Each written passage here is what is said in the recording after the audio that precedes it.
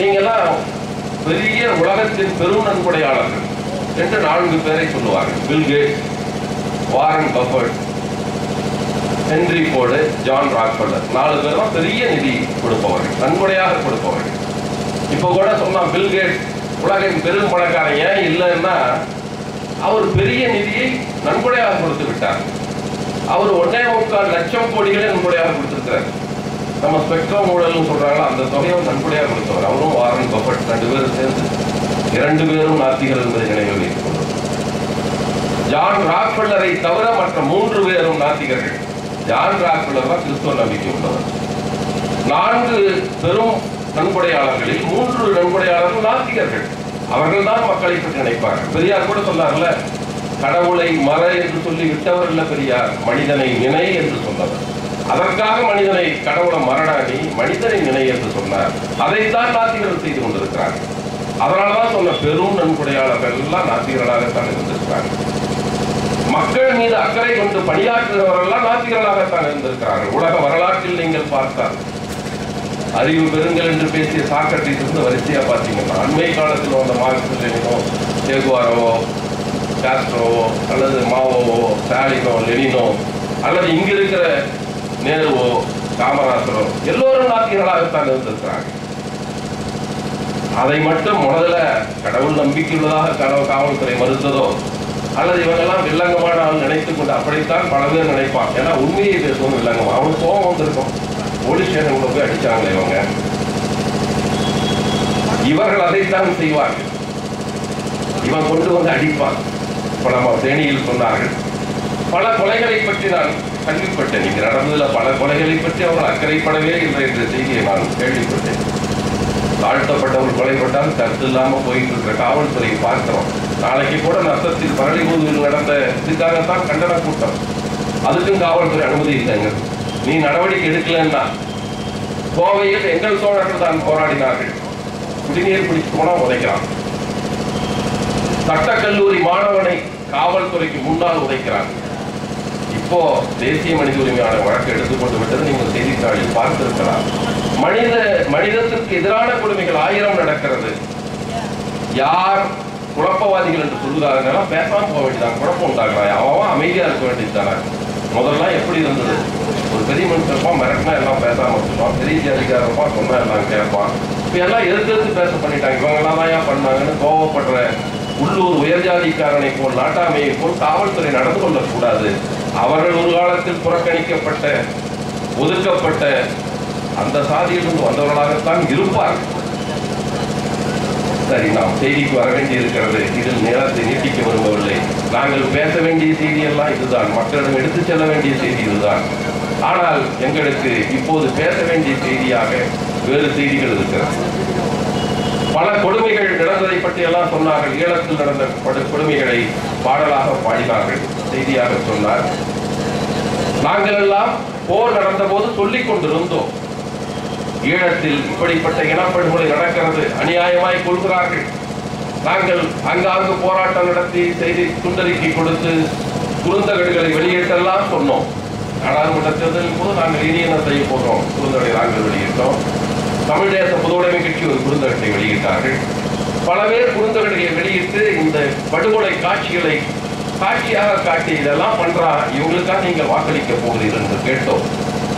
மக்கள் அப்ப அதுக்கு எல்லாம் மனதை பறிகொடுத்தவர், அதெல்லாம் பற்றி அக்கறைப்படாமல் பணத்துக்கு மனதை பறிகொடுத்தவர்களாக மாறி போனார்கள். அவ்வளவுதான்.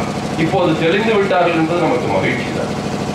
எப்படி இருந்தாலும் இனப்படுகொலை நடந்த போது எங்களை போன்றோர் சொன்ன போது நீங்கள் கருதினீர்கள். ஈழத்தின் ஆதரவாளர்கள் பேசுகிறார்கள், தமிழ் உணர்வாளர்கள் பேசுகிறார்கள், பெரியார் திராவிடர் கழகத்தை போன்ற தமிழீழ விடுதலை புலிகளின் ஆதரவாளர்கள் பேசுகிறார்கள் என்றுதான் உலகம் நம்பியது. நீங்கள் எண்ணினீர்கள், பல பேர் அப்படித்தான் நம்பினார்கள். நாங்கள் சொன்ன போதெல்லாம் மிகைப்படுத்தி பேசுவதாக நீங்கள் கருதினீர்கள். இப்போது அதிகாரப்பூர்வமான ஒரு அமைப்பு அறிக்கையை கொடுத்திருக்கிறது. இதை பற்றி பேச வேண்டும் என்றெல்லாம் நாங்கள் பேசிய போது பேசாத அரசுகள் எல்லாம் இப்ப கவனத்தை செலுத்த தொடங்கி இருக்கின்றன. எனவே தான் அந்த அறிக்கையை இனப்படுகொலையை பற்றி, போர் குற்றங்களை பற்றி, பாதிக்கப்பட்ட மக்களின் சார்பாய் நின்று பாதிப்புக்கு ஆளாவன் மீது நடவடிக்கை எடு என்ற முதல் கோரிக்கையை வைத்து இதை செய்கிறோம். இந்த அறிக்கையை பற்றி பல பேசினார்கள், பல செய்திகளை சொன்னார்கள். இந்த அறிக்கையெல்லாம் பல செய்திகளை சொல்லி இருக்கிறது. போர் நடந்ததெல்லாம் மே 19ஆம் தேதியோடு 2009 போர் முடித்து விட்டது. அந்த போர் ஏன் வந்தது என்பது கூட நான் சில செய்திகளை சொல்லிவிட வேண்டும். அந்த நாட்டில் வாழ்ந்த குடிமக்களுக்கு, இந்த ஊர்ல நாம் புறக்கணிக்கிற பல சாதிகளை வைத்திருப்பதை போல ஒரு இனத்தையே புறக்கணிக்கப்பட்ட இனமாக அந்த நாட்டில் வைத்திருந்தார். அந்த இனத்துக்குள் சாதி வேறுபாடுகள் அப்படியும் இருந்தது. ஆனால் தமிழ் இனமே அந்த நாட்டில் வாழக்கூடாது என்று கருதுவராக சிங்களவர்கள் எண்ண தொடங்கினார். மெல்ல மெல்ல வெறியாக அவரிடம் மாறியது. விடுதலை பெறுகிற வரை இலங்கை விடுதலைக்கு உழைத்தவர்கள் எல்லாம் தமிழர்கள் தான். இங்க மாதிரி விடுதலை போராட்டம்லாம் அங்க நடக்கல. மனு கொடுத்தார்கள். இங்கிலாந்துக்கு போய் அரசியிடம் பேசினார்கள். பேசியவர்கள் எல்லாம் தமிழ் தலைவர்கள் தான். சார் ராமநாதனும் சார் அருணாச்சலமும் 2 பேர் தான் போனாங்க. இங்கிலாந்துக்கு போய் வந்தார்கள். அவர்கள் தான் இலங்கை விடுதலைக்காக பேசியவர்கள். அவர்கள் தான். விடுதலை வந்தது. பெற்றார்கள் என்பதை விட கொடுத்தார்கள். இலங்கைக்கு விடுதலை கொடுத்தார்கள். இங்கெல்லாம் நம்ம 47 ஆகஸ்ட்ல வந்தது. அங்கு 48 பிப்ரவரியில கொடுத்தார்கள். எல்லாம் ஒருத்தா இதை மட்டும் வச்சுட்டு என்ன பண்றது, ஆங்கிலேயன் விடுதலை கொடுத்தாங்க. கொடுத்தவுடன் 48 பிப்ரவரியில விடுதலை வந்தது. வந்தவுடன் உடனே அவன் வேலையை அவன் தொடங்க ஆரம்பித்து விட்டான். எண்ணம் அவனிடம் வந்து விட்டது. அவன் முதலில் ஒரு 8-9 மாதத்துல நவம்பர் மாதத்தில் அவன் செய்த வேலை, அங்கு வாழ்கிற தமிழர்களை பற்றியும் சில செய்தியை சொல்லிவிட வேண்டும். அங்கு நாம் நினைப்பதை போல பல பேர் பேசுகிறார்கள். இங்கிருந்து பிழைக்க போனவன் எதுக்கு நாடு கேட்கிறான்னு கேட்கிறாங்க. நாடு கேட்பவர்கள் இங்கிருந்து பிழைக்க போனவர்கள் அல்ல. நம்மை போல வரலாற்று காலம் தொட்டு வாழ்ந்து வருகிறவர்கள் தான் ஈழத்தமிழர். வடக்கிலும் கிழக்கிலும் இப்பொழுது தெரிந்து வாழ்கிற தமிழர்கள் ஈழத்தமிழர்கள். அந்த நாட்டின் வரலாற்று காலம் தொட்டு வாழ்பவர். நம்முடைய இணைந்திருந்த நாடு பிரிந்த போது அவர்கள் அந்த பக்கம் போயிட்டாங்க, நம்ம இந்த பக்கம், அவ்வளவுதான். நம்மை போன்ற வரலாறு கொண்டவர்கள் அவர்கள். இன்னொரு சாராரு இங்கிருந்து இந்தியாவிலிருந்து போனவர்கள் இருக்கிறார்கள், பிழைக்க போனவர்கள் இருக்கிறார்கள். மலையகத்தில் தேயிலை தோட்ட தொழிலாளர்களாக எடுத்துச் செல்லப்பட்டவர்கள். தேயிலை தோட்ட தொழிலாளர்கள் அல்ல, தேயிலை தோட்டத்தை உருவாக்கியவர்கள் இவர்கள் தான். ஒரு 200 ஆண்டுகளுக்கு முன்னால் இங்கிருந்து போனவர்கள், 250 ஆண்டுகளுக்குள் போனவர்கள். இந்தியாவின் தமிழ்நாட்டின் தென் பகுதியிலிருந்து அழைத்து செல்லப்பட்டவர் ஒரு பகுதி. இன்னொன்று கொழும்பு தமிழர், சுரண்ட போன தமிழர், வட்டிக்கடை வைத்து நகைக்கடை வைத்து வணிகம் செய்து அந்த மக்களை சுரண்ட போன ஒரு கூட்டம். இந்த 3 தமிழர்கள் வாழ்கிறார்கள். 48 பிப்ரவரியில் விடுதலை வந்த 9 மாதத்தில் 48 நவம்பர் மாதத்தில் அவன் செய்த முதல் தாக்குதல் யார் மீது என்றால், இந்தியாவிலிருந்து போன இந்திய வம்சாவளி தமிழர்கள் என்று சொல்லுகிற மலையக தமிழர்கள், தேயிலை தோட்ட தொழிலாளர்கள் மீதுதான் தன் கவனத்தை செலுத்தினார். குடியுரிமை சட்டம் என்ற ஒரு சட்டத்தை நாடாளுமன்றத்தில் கொண்டு வந்தார். யாரெல்லாம் குடிமக்கள் என்று முடிவு செய்ய வேண்டும். யார் குடிமக்கள் என்றால், இலங்கையர்கள் தான் இந்த நாட்டின் குடிமக்களாக இருக்க முடியும். பிற நாட்டை சேர்ந்தவர்களுக்கு குடியுரிமை கிடையாது என்று சட்டம் இயற்ற முயற்சித்தார். அவர்கள் கொண்டு வந்த சட்டம், கொண்டு வந்தவன் இலங்கை இலங்கை கட்சி, சிங்கள கட்சி தான். அதை கொண்டு அவன் ஆளுங்கட்சி டி.எஸ். சேனநாயகா என்பவர் இருக்கிறார், கொண்டு வருகிறார். ஆதரித்தவர்களும் நம்முடைய ஈழத்தமிழர்கள் கட்சி ஆதரித்தது. அப்போது இலங்கை தமிழ் காங்கிரஸ் என்கிற ஒரு கட்சி இருந்தது. நான் சொல்லுவேன், காங்கிரஸ்னாலே துரோக கட்சி தானோ என்று சொல்வது உண்டு. அங்கே இலங்கை தமிழ் காங்கிரஸ் ஆதரித்தார். அப்போது அவர்கள் மனதில் ஒரு மாயை தோற்றுவித்திருந்தார்கள். நாமெல்லாம் இலங்கையர்கள், அவர்கள் எல்லாம் இந்தியர்கள். இந்தியர்களுக்கு இந்த நாட்டில் ஏன் குடியுரிமை என்ற ஒரு சிந்தனையை விதைத்திருந்தார்கள். அவர்கள் எல்லாம் சொன்னார்கள். பெரும் பெரும் தமிழர்கள்லாம் இருந்தார்கள், தலைவர்கள் இருந்தார்கள், தமிழ் தலைவர்கள் எல்லோரும் அதை ஏற்றுக்கொண்டார்கள், ஆதரவாக வாக்களித்தார்கள். எதிர்த்து வாக்களிக்க எதிர்குரலை எழுப்பியவர் ஒரே ஒரு மனிதர் தான், செல்வநாயகம் என்பவர் மட்டும்தான் எதிர்குரலை எழுப்பினார். உங்கள் பார்வை தவறானது என்று தமிழர் தலைவரிடம் சுட்டிக்காட்டினார். நீங்க தப்பா பார்க்கிறீங்க, இலங்கையர்கள் இந்தியர்கள் என்று பார்க்கிற பார்வை தவறு. உங்களுக்கு இன உணர்வு பார்வை, தேசிய இன உணர்வு பார்வை வேண்டும். சிங்களர் தமிழர் என்று பாருங்கள், இலங்கையர் இந்தியர் என்று பார்க்காதீர்கள். இன்றைக்கு இந்திய தமிழனுக்கு வருவதுதான் நாளைக்கு ஈழத்தமிழனுக்கு வரும், மறந்து விடாதீர்கள் என்று எச்சரித்தார்கள். அவர்கள் கேட்கவில்லை. இவரும் இவருடைய நண்பர்கள் மட்டும்தான் எதிர்த்து வாக்களித்தார்கள். எதிர்த்து வாக்களித்தவர் ஒரு மாதம் தனி கட்சி தொடங்கி விட்டார்கள். தமிழரசு கட்சி என்ற ஒரு தனி கட்சியை தொடங்கினார். நீங்க நம்ம ஊர் தமிழரசு கழகத்தோடு குழப்பிக் கொள்ளக்கூடாது. இது ஒரு மாதிரி கட்சி. மாப்போசி வச்சிருந்தது நீங்க அப்படி நினைச்சிக்காதீங்க. அவர் வித்தியாசமான தலைவர். அவர் தமிழரசு கழகம், தமிழ்நாடு, தனிநாடு எல்லாம் பேசினாரு. ஆனா இந்தியாவுக்குலாம் பிரிஞ்சு வர மாட்டேன்னு சொன்னவர். நான் இந்தியன் என்பதற்காக இந்திய ஆட்சி மொழியாக ஏற்றுக்கொள்வேன் என்று சொன்னவர். ஆங்கிலத்தை ஏற்றுக்க மாட்டார், வெளிநாட்டு மொழியினர். இந்தியை ஏற்றுக்கொள்வேன். நான் இந்து என்பதால் சமஸ்கிருதத்தை என் வாழ்வியல் சடங்கில் வைத்துக் கொள்வேன் என்று சொன்ன வித்தியாசமான தமிழர் தலைவர். பல பேர் அவரை வேற தூக்கிட்டு ஆடுறாங்க. என்ன ஆட்டமோ தெரியல, எப்படியோ பாலாபோட. அது தமிழரசு கட்சி என்கிற கட்சியை அவர் தொடங்கினார். தமிழரசு கட்சி தான் தமிழில் அதுக்கு பேர் தமிழரசு கட்சி, ஆங்கிலத்தில் அதுக்கு பேர் பெடரல் பார்ட்டி என்று பெயர். கூட்டாட்சி கொள்கையை வலியுறுத்தினார். 2 தனி நாடுகள், அது ஒன்றிணைந்த நாடாக மையத்தில் ஒரு ஆட்சி இருக்கட்டும், கூட்டாட்சி நடக்கட்டும்.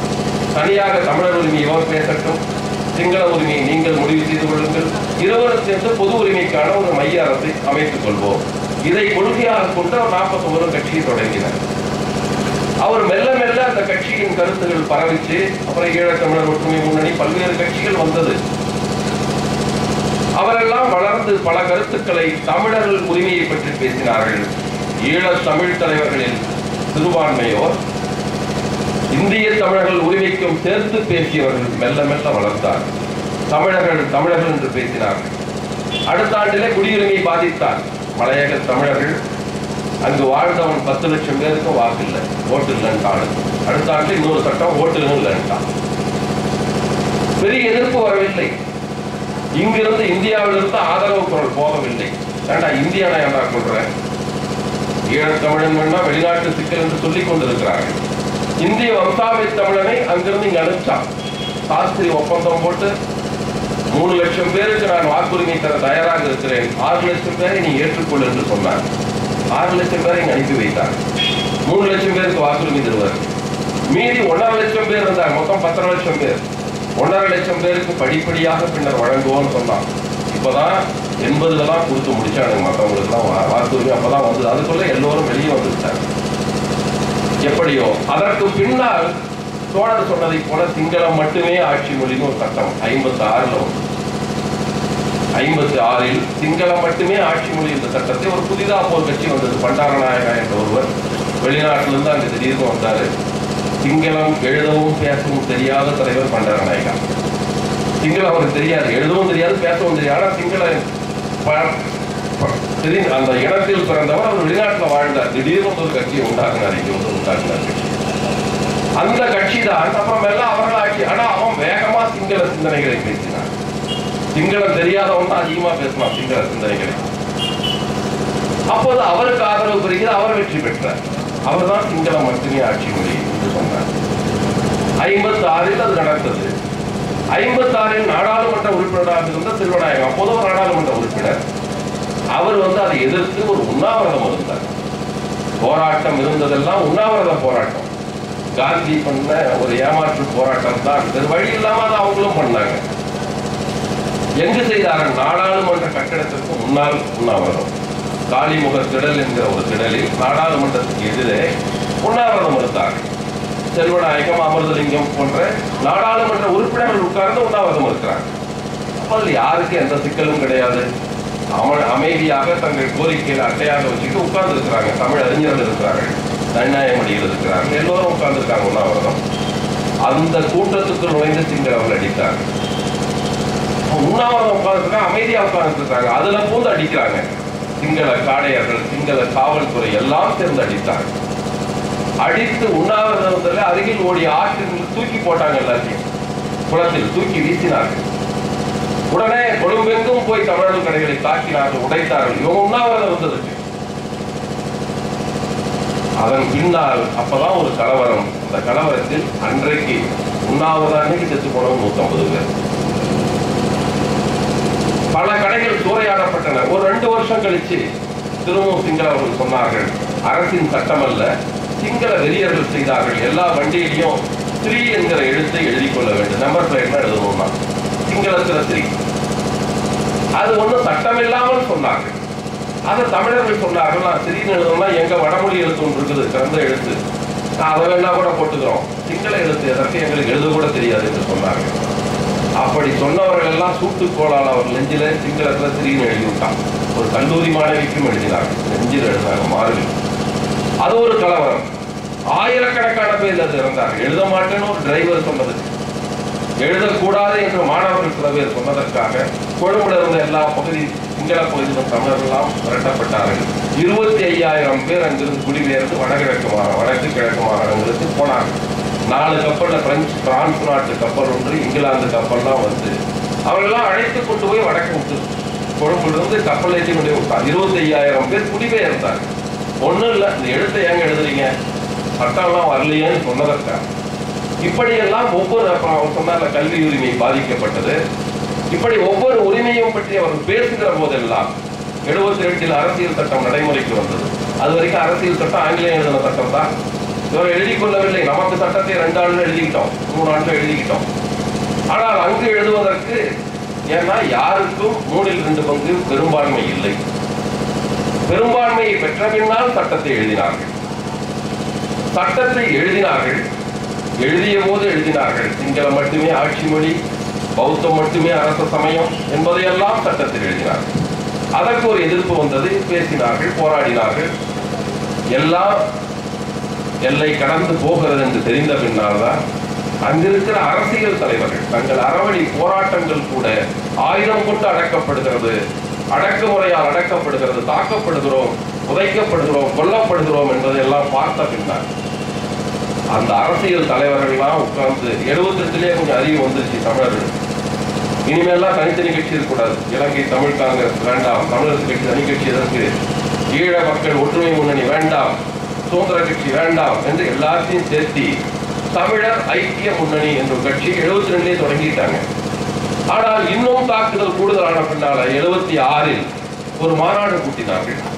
எல்லா இணைந்த கட்சிகள்லாம் திருப்பியும் கட்சிக்கு பேரை மாத்தினாங்க. இதுவரைக்கும் நம்ம பேரை தமிழர் ஐக்கிய முன்னணி என்று வைத்திருந்தோம், இனி பெயரை தமிழர் ஐக்கிய விடுதலை முன்னணி என்று பெயரை மாற்றிக்கொண்டார். நாம் இனிமேல் நமது விடுதலைக்காக, நம்முடைய நாட்டு விடுதலைக்காக, தனியீழ விடுதலைக்காக போராடுவோம், தீர்வு தனியீழம்தான் என்று முடிவுக்கு வந்தார்கள். அந்த மாநாட்டில் தீர்மானம் இயற்றினார்கள். 76ஆம் ஆண்டு மே மாதம் 14ஆம் தேதி வட்டுக்கோட்டை மாநாட்டில் தான் தனி ஈழம்தான் முத்தீர்வு என்பதை அரசியல் கட்சியாக தங்களை ஐக்கியப்படுத்திக் கொண்ட தமிழர் ஐக்கிய விடுதலை முன்னணி எடுத்த முடிவுதான் அது. தவறாக பல பேர் கருதி கொண்டிருக்கிறார்கள். ஆயுதம் தாங்கிய போராளி குழுக்கள் தான் தனிநாடு கேட்டு போராடுவதாக கருதி கொண்டிருக்கிறார்கள். கோரிக்கை வைத்ததும் உறுதிப்படுத்தியதும் அரசியல் கட்சி தலைவர்கள். விடுதலை புலிகள் இயக்கம், தமிழீழ விடுதலை புலிகள் என்ற பெயரோடு தொடங்கியது மே மாதம் 5ஆம் தேதி 1976ஆம் ஆண்டு மே மாதம் 5ஆம் தேதி தான் தொடங்குச்சு. விடுதலை புலி இயக்கம் 9 நாள் குழந்தையாக இருந்த போதுதான் தனிநாடு தீர்மானத்தை நிறைவேற்றினார். இவங்கெல்லாம் நிறைவேற்றிய தீர்மானம் அல்ல, அரசியல் தலைவர்கள், செல்வநாயகம் போன்ற அமைதியான தலைவர்கள், அறவழியில் மட்டுமே போராட வேண்டும் என்று கருதிய தலைவர் எடுத்த முடிவு. அதற்கு பின்னாலும் தொடர்ச்சியாக இந்த குரல் வந்தது. அது அப்புறம் போராட்ட வரலாறு. ஆனால் இந்த கோரிக்கைக்கு ஆதரவாக மக்களிடம் கருத்தை கேட்டார்கள். தலைவர்கள்லாம் முடிவெடுத்துருவா, மக்கள் ஏற்றுக்கொள்ள வேண்டாமா? எப்படி செல்வது என்றால், அடுத்த 77 ஒரு தேர்தல் வந்தது. தேர்தல் வருவதற்குள் செல்வநாயகம் இறந்து விட்டார். ஆனாலும் அமர்தலிங்கம் தலைமையில் அந்த தேர்தலை சந்தித்தார்கள். அப்போது அவர்கள் ஒரு தேர்தல் அறிக்கையை வைத்து மக்களிடம் வாக்கு கேட்டார்கள். மக்களே, தனி ஈழத்தை தான் தீர்வு என்பதை ஏற்றுக்கொண்டவர்கள் வாக்களியுங்கள். அவ்வளவுதான் தேர்தல் அறிக்கை. தமிழர்களின் மான வாழ்வுக்கு, அமைதியான வாழ்வுக்கு, பாதுகாப்பான வாழ்வுக்கு தனி ஈழம்தான் தீர்வு என்று நம்புகிறவர்கள் எங்களுக்கு வாக்களியுங்கள் என்று கேட்டார்கள். 17 இடத்துல நின்றார்கள், 17 இடத்துல வெற்றி பெற்றார்கள். அனைத்து இடங்களிலும் 80-82% குறைந்த இடங்களில் வாக்குவாங்க, 90க்கு மேல வாங்கினாங்க பல இடங்களில். இப்படி பெருவாரியான வாக்குகளில் தமிழர்கள் தங்கள் அந்த கருத்துக்கு இசைவை தெரிவித்தார்கள்.